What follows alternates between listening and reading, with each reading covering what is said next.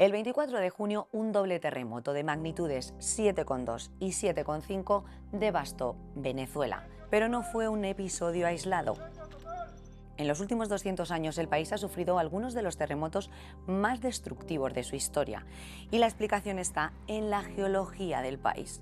En el norte de Venezuela, la placa del Caribe y la placa sudamericana se deslizan una junto a la otra, y ese movimiento acumula tensión durante años hasta que provoca algunos de los terremotos más devastadores de la región. En este vídeo te explicamos por qué Venezuela es tan propensa a sufrirlos. Y no hay que irse tan lejos en el tiempo. En 2025, otro doblete sísmico tuvo su epicentro cerca de Mene Grande, en el estado de Zulia. Los terremotos alcanzaron una magnitud de 6,2 y dejaron una persona fallecida, centenares de heridos y numerosos damnificados. Uno de los más recordados ocurrió en 1967. Sacudió Caracas y el litoral central y dejó unos 245 muertos y miles de heridos. Desde entonces cambiaron las normas de construcción en la capital, que estaba en pleno crecimiento. Décadas antes, en 1929, un sismo de magnitud 6,9 provocó un tsunami y destruyó la ciudad de Cumaná, en el estado de Sucre, donde se estima que murieron unas 800 personas. Y en 1900 tuvo lugar el conocido terremoto de San Narciso. Este sismo golpeó el litoral central, afectando a Caracas y otras poblaciones cercanas. En Venezuela era previsible que ocurrieran terremotos de magnitud por encima de 7, porque en los últimos cientos de años habían ocurrido este tipo de terremotos con cierta frecuencia y por lo tanto es previsible que ocurran en el futuro con una frecuencia similar. Como te contaba al principio, Venezuela está justo en el borde de dos grandes placas tectónicas, la placa del Caribe y la placa sudamericana.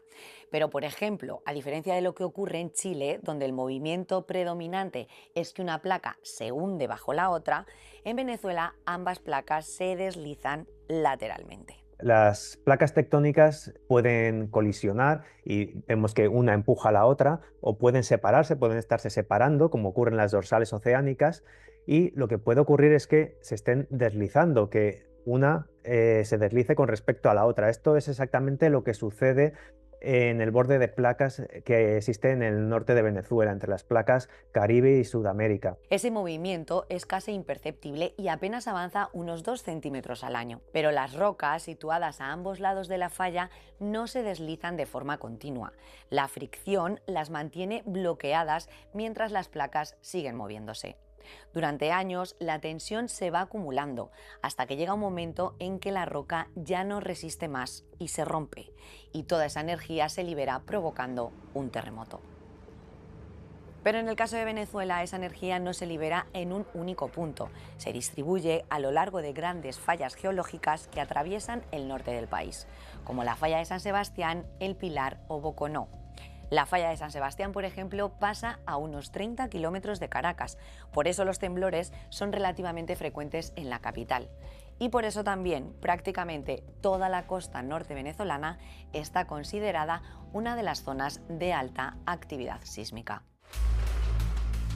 Pero una cosa es que ocurra un terremoto y otra muy distinta es el nivel de destrucción que puede provocar, porque los daños no dependen solo de la magnitud, también influyen otros factores, como la profundidad, la distancia a las zonas habitadas, el tipo de suelo o la resistencia de los edificios. Y en el doblete sísmico de Venezuela se combinaron prácticamente todos. Lo primero, no fue uno, sino dos sismos que alcanzaron magnitudes de 7,2 y 7,5. Además, fueron terremotos muy superficiales. El primero se originó a tan solo 20 kilómetros de profundidad y el segundo a 10.